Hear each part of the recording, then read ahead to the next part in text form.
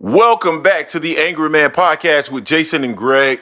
Apologies, as I mentioned last week? Yeah, last week. Well, I'm losing track of time. Last week I was traveling with the family. We were down there in beautiful Destin, Florida, and so didn't have the opportunity to make as much content as I wanted to. And Jay, I know you've been moving into your brand new spectacular house. What did you say it was? 8,000 square feet?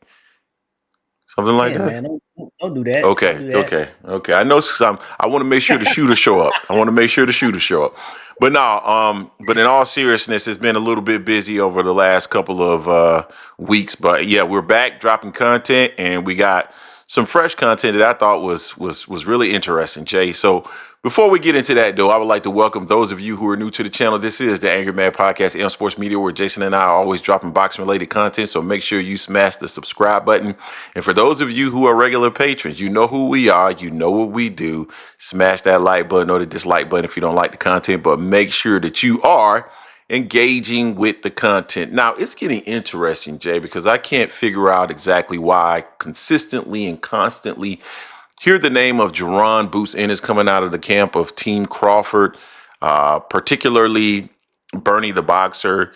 And, I've seen many of the fans of Terence Crawford. Surprisingly, we got many fans of Terence Crawford in our Discord.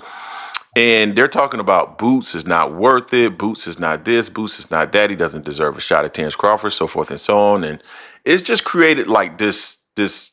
I can't even explain it, because why do you keep talking about somebody who's so irrelevant, right? And so clearly there's a level of tension and I feel like almost like a little beef that's kind of occurring, particularly between the fans and Jaron Ennis. But not only that, it's starting to feel like it's moving towards Jaron Ennis and Terence Crawford as well. It feels like there's some kind of little beef there, some tension there. Bernie keeps going on any platform he can find to discredit and dismiss Jaron Ennis, which is fine. If you feel like he's only an average fighter, or he's this or he's that, he's not somebody that's on Terence Crawford's level, that's perfectly fine. But at the end of the day, why continuously talk about the guy that's not on your level, right? Just doesn't make any sense.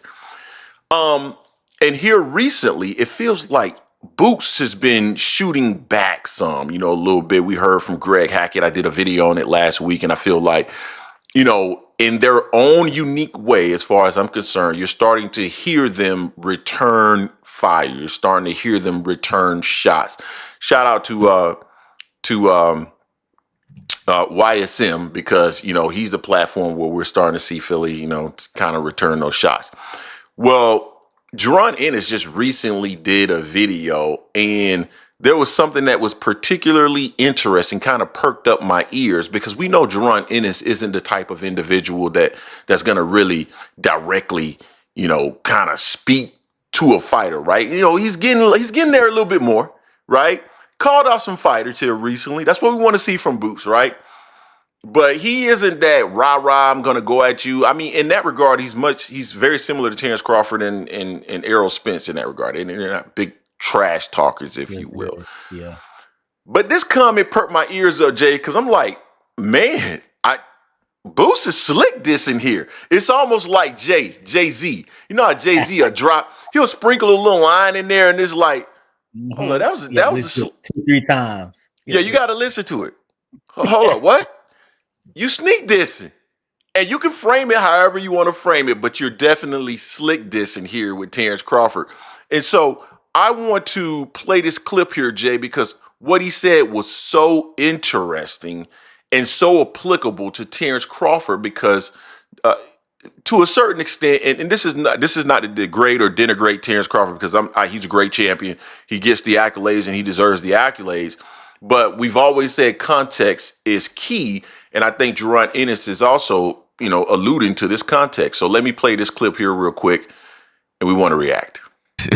And clearly the belts mean something to you, right? Sure. You want to be undisputed champion, unified champion. Can I ask you, because this has been a hot topic as of late, the belts. Zuffa's coming in and they want to create their own belt and make amendments to the Ali Act, trying to get away from the WBCs and the WBAs. How do you feel about that? Eddie been very outspoken about, we have to keep the belts. There's history. For sure. Ali held these belts. How do you feel about that? You got to keep the belts for sure.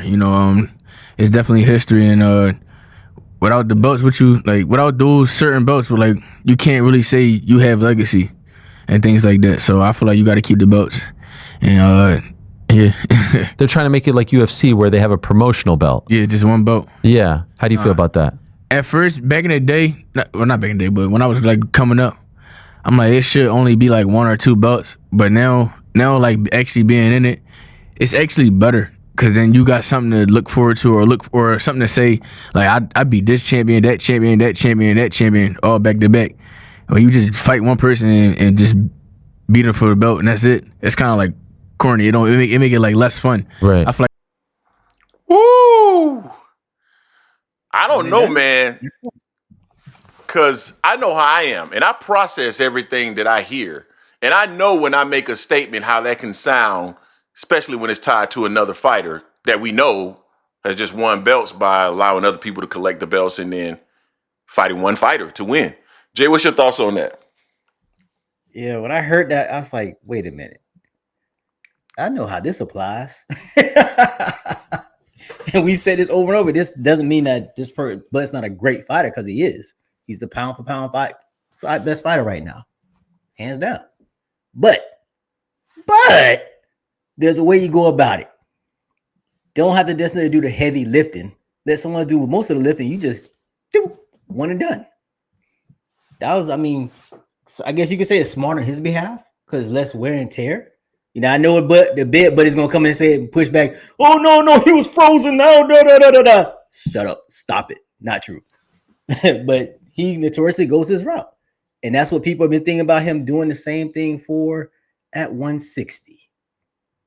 So, hey, if you can do it, then do it. But yeah, I like fighting champions as well, doing all the heavy lifting. Yeah, my thing is, I think you can frame that in a way that doesn't appear to be, a slick diss for me. And that's the reason why I feel like it's a slick diss because he's saying it's better to fight this champion, this champion, this champion, this champion, but you just fighting one champion for the belt. That's corny. I'm looking at that and I'm like, I get how you're trying to say it in terms of it being applicable for this particular situation, Zuffa, and it's just one champion to beat one champion for the belt. But the way that you phrased it with is better to beat this champion, this champion, this champion, this champion to become the overall champion, not just fight one time for the championship. That's corny. That felt like a shot to me. You know what I'm saying? If it sounded like a shot, that's the first thing that I heard was like, hold on, what? So, and I listened to it again. And so, it is what it is.